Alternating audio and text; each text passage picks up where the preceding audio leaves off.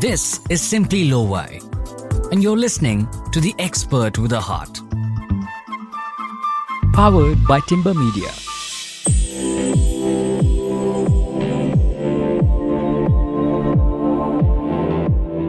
All right, welcome to another episode of Simply Lovaii, everybody. Ahalya here, keeping you company, and we've got two experts with hearts on the episode today to talk to us about a very important topic, which is retirement planning. Now, you may think I am nowhere close to retirement age, but hey, I'm always concerned about it. So I have a lot of questions to ask today. And before we started the recording, I already got a taste of some of the blind spots that I'm not considering. So it's going to be an informative episode. Let's dive in. We've got Lovaii Navlakhi, of course, CEO and MD of International Money Matters Private Limited, and also joining us, Rohini Priyanka, who is a senior financial advisor at IMMPL and a certified financial transitionist as well. Hi, Rohini. Welcome. Thank you for being here with us. Thank you so much. All right. So to start it off, I'm going to take from that introduction. Retirement does feel really far away from me, even though I wish it weren't sometimes. But, there's always the question of when does a person start to plan officially for their retirement, right? And I don't think it's the same answer as, investing. People always say, okay, when should I start investing? And the answer is always the earlier the better. But is that the same answer for retirement planning as well? I think so. Honestly, when I think of retirement, I also feel it's quite far away. And I used to think that, do I really need to think about it now?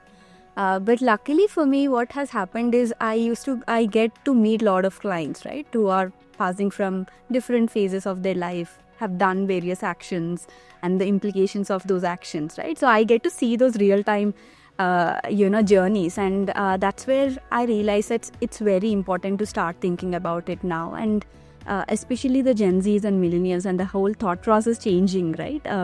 Where they think about early retirement or financial freedom. I think it's very important to start thinking about it much sooner, rather than, delaying the whole thought about, what you want it to be like. In fact, there's one client who started when he was around, he started thinking about the plan around 30s. And so we did the plan. So the plan was initially to retire at 55, 60, so typical retirement age. And now in the last couple of years, what we are looking for him is retiring at an early, around maybe 48, 46. He's around 45, so he's like constantly asking, can I retire, in the next 2 years, right? So, and in fact, when we did the plan, it's possible. Of course, with small tweaks, it's possible.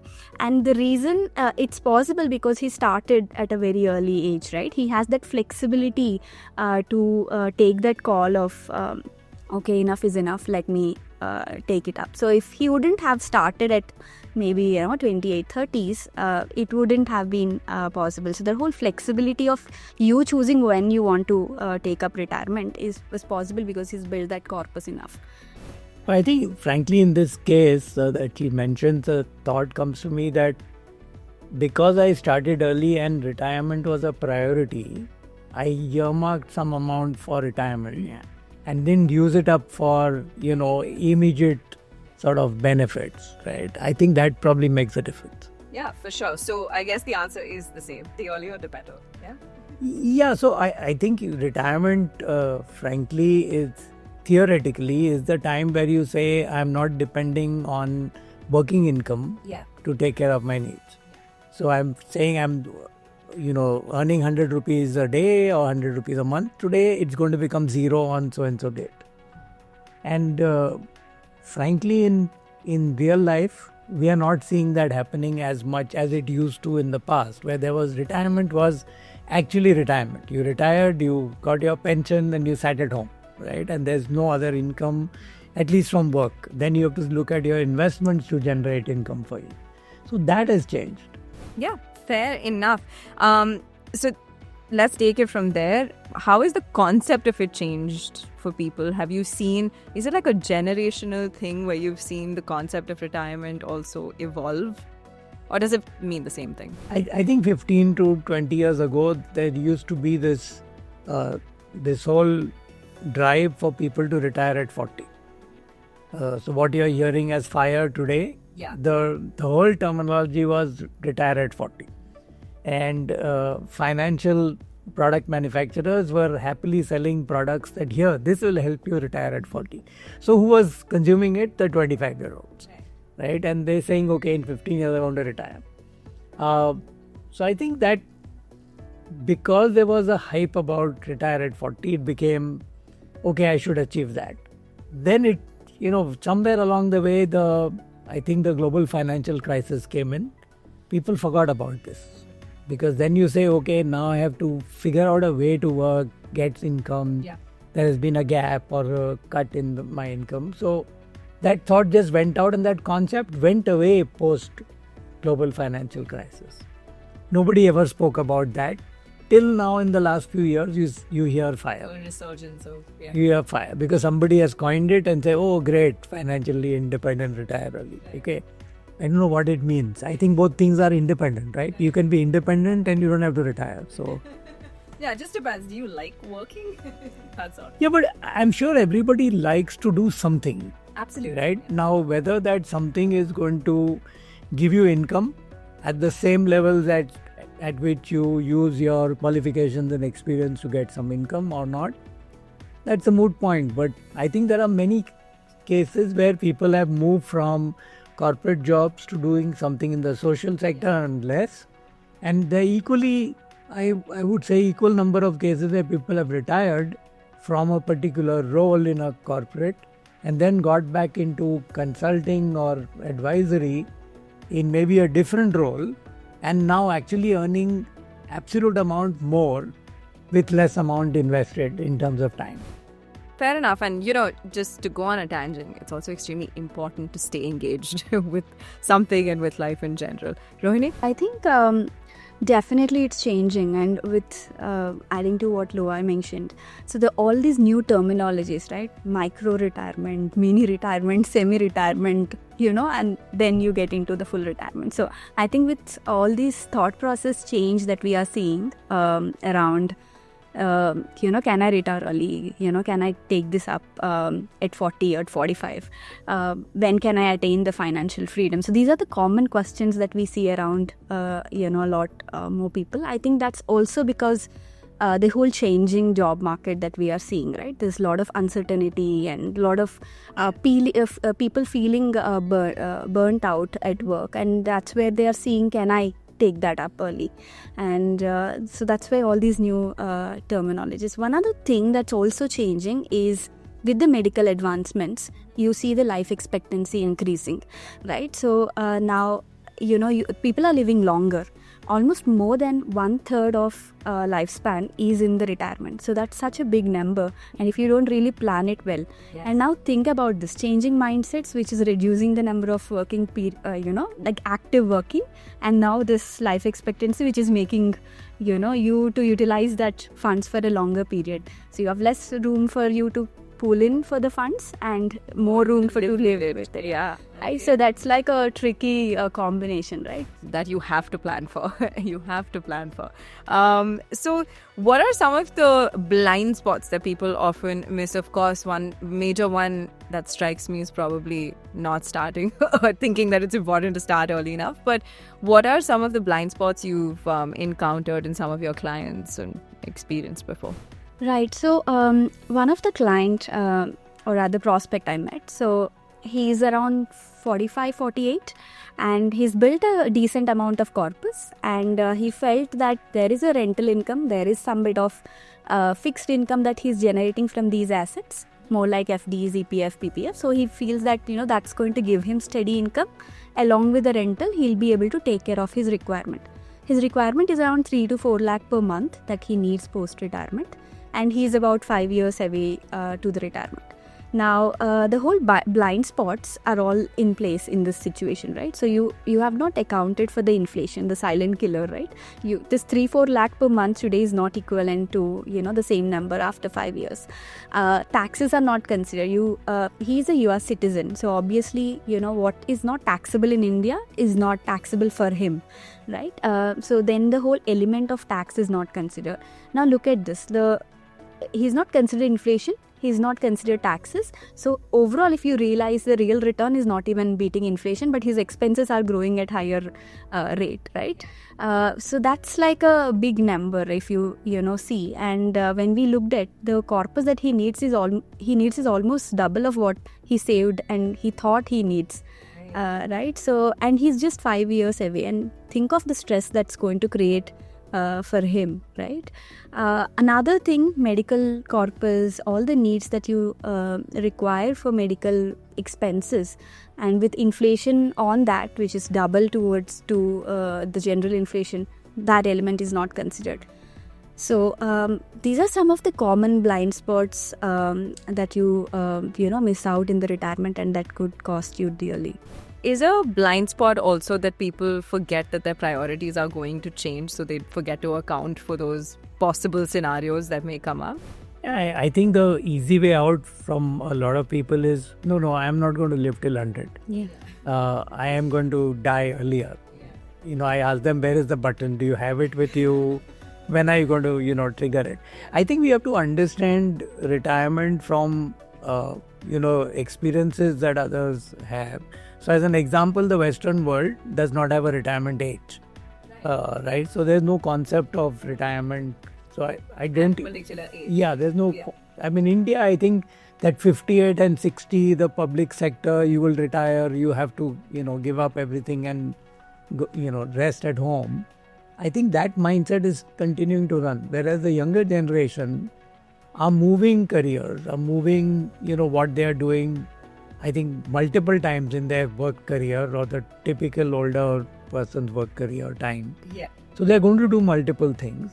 So I'm sure that they will find things to do even in their post-retirement, or what they thought was retirement, because they'll acquire a new skill, etc. Right at that stage.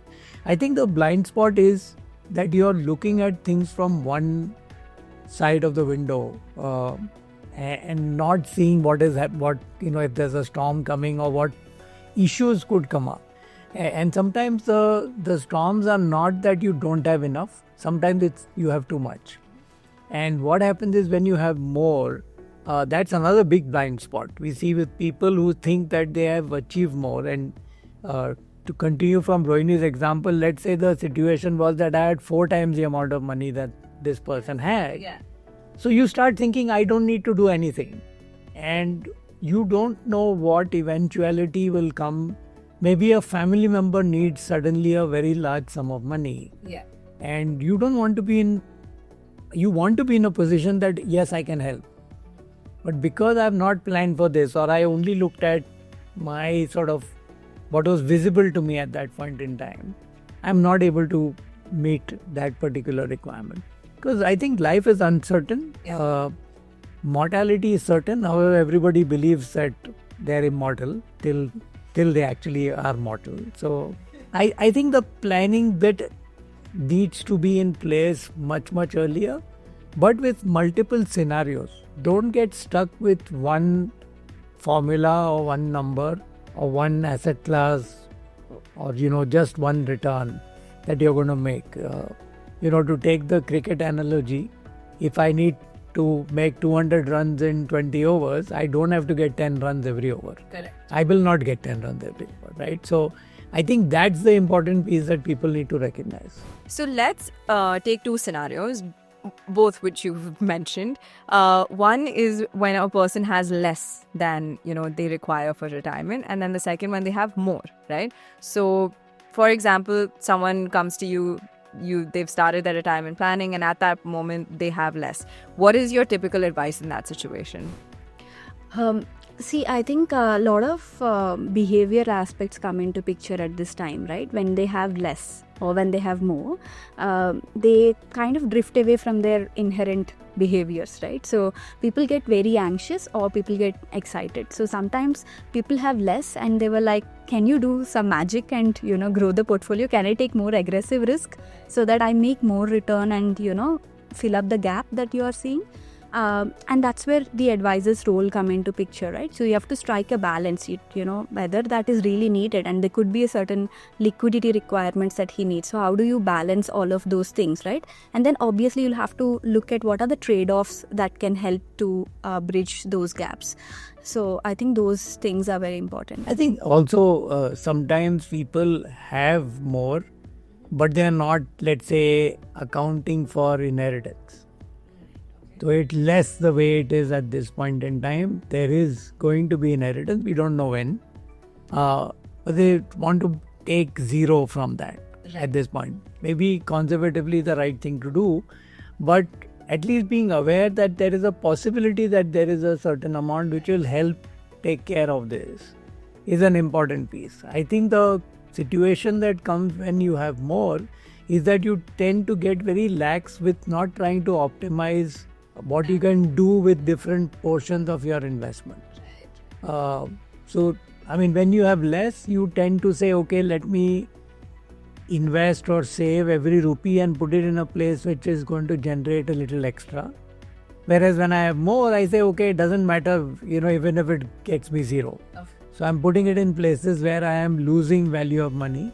So I leave it in my savings bank account, or worst case, you know, worst situation where people have businesses and they leave it in their current account and they're earning zero, but it's just lying over there because I don't know what I should do with my investment. I haven't met a good advisor, or I am just feeling nervous about markets, etc. Or there are so many uncertainties, so I will do nothing. I think multiple of those type of situations. I think another thing that, like, you know, they say, one of the client I met, he said, I have so much. Do I really need to plan about all this? I just want to, my goal is to make things simple. You know, I forget about return. Returns are the last priority that I have. Another set of clients again has, you know, more than what he needs. He's very aggressive. He's like, I don't need this money. Let this grow for like real good, so that it grows, it multifolds and is there for the next generation. So you have to balance both, right? So the extremes are never good with money. Let's just be honest. Okay. And I think the last aspect of retirement planning that people may not take into consideration is often the stuff that does not have to do with the money itself, right? The money is there to support us through, you know, different phases of life. And when you're at that typical traditional retirement age, you know, maybe in your late 50s, early 60s, that's also the time in life where you're dealing with a lot of transitions, right? Your family life, if you've got kids, they're transitioning. So how, as advisors, do you help clients deal with the non-financial aspects of retirement planning, and how do those transitions, you know, get navigated usually? Right. So it's a very important thing to discuss, because a lot of times retirement is associated with all the number game, right? People look at how much I need, where do I invest, you know, how do I strategize my withdrawals, etc. But a whole lot of this emotional side, the whole personal side of retirement is playing in the background, right? So people go through a lot of transitions throughout. There is a phase of pre-retirement. So before even you retire, you suddenly feel that there are no longer regular paychecks that's going to come. So that itself, that very thought itself is going to, scare people, right? So that's when again they move away from their, regular behaviors. They say, can it be more aggressive? Can I, okay, maybe let's move everything into conservative so that there is this pool that's not disturbing. It's just there, and so that I plan my withdrawals, right? So that's the kind of behavior that we usually see, and very important to kind of strike a balance during that time. Now in the retirement you have again whole lot of phases, right? Usually people are excited when again along with that anxiousness is excitement, where okay, finally we retired, there's no routine, there's no alarm, there is no deadlines, there are no client calls. So you are like, okay, let me get into that vacation mode, enjoy my life, complete the whole bucket list that I've set, which I couldn't do it earlier. Now they finish off that period in maybe 6 months, 1 year, 2 year, whatever the timelines. After that, all loss, a feeling of loss, right? The loss of identity, your identity is like X of this company or Y of this company. You lost your social circle, you lose your whole purpose of what it is, right? And the power and the routine itself is again a loss. So all of these loss combined together, that's a whole lot of a difficult phase. At least I've not experienced, but I've seen people going through that, and then they behave very differently during that phase. They have to come out of that phase. Maybe it's better to start thinking about what that new purpose and what's that new identity before even getting into retirement, so that that whole trial and error of figuring it out what I want to do is little bit advanced, so that that whole stress is lesser during that phase. Then they identify what's the new identity. That's how the journey of this whole transition in retirement looks like. So it's better to be prepared. Yeah, I mean, she mentioned visualize, and I think that's a very important piece. And when we are talking to our clients, we are also sort of imploring them to include family and think about what the family member is thinking about them, not getting up and getting ready and go to work. Yeah. How are they going to deal with that piece? And we've had situations where we've seen clients who have retired, and then you meet them maybe 2 months, 3 months later, say, this part of the house is assigned for me. I can't move out of this space, so I need you here because I was over interfering in the immediate retired phase, right? Why is this happening? Why is that not happening? Yeah, micromanagement comes out at home.